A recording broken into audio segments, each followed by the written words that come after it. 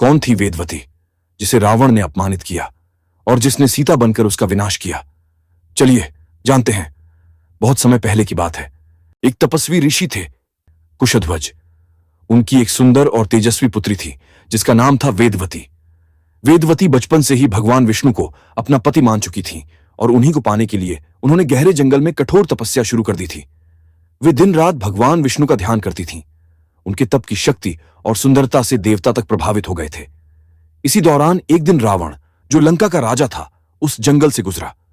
जब उसने वेदवती को तपस्या करते हुए देखा तो उसकी नीयत खराब हो गई। वह वेदवती की सुंदरता पर मोहित हो गया और उन्हें विवाह के लिए कहने लगा।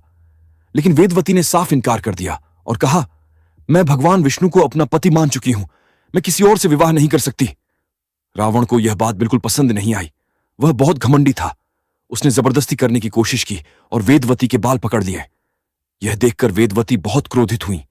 उन्होंने रावण को श्राप दिया, हे रावण, तूने मेरा अपमान किया है। मैं अग्नि में प्रवेश करूंगी, लेकिन अगले जन्म में मैं फिर से जन्म लूंगी और तेरे विनाश का कारण बनूंगी। इतना कहकर वेदवती ने अग्नि में प्रवेश कर लिया और अपने शरीर का त्याग कर दिया। लेकिन अग्निदेव ने उनकी आत्मा की रक्षा की और वचन दिया कि वह उन्हें फिर जन्म देंगे, जिससे उनका श्राप पूरा हो सके। कुछ वर्षों बाद मिथिला के राजा जनक एक दिन खेत में हल चला रहे थे।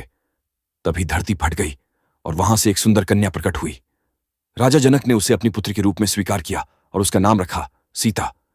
यही वेदवती का अगला जन्म था। बड़े होने पर सीता का विवाह श्रीराम से हुआ। बाद में रावण ने सीता का हरण किया, लेकिन अंत में भगवान श्रीराम ने रावण का वध किया। इस तरह वेदवती का दिया हुआ श्राप पूरा हुआ। उन्होंने रावण के अंत का कारण बनकर अपने अपमान का बदला लिया। अगर आपको यह वीडियो पसंद आई तो लाइक करें, शेयर करें और सब्सक्राइब बटन को दबाना ना भूलें। धन्यवाद।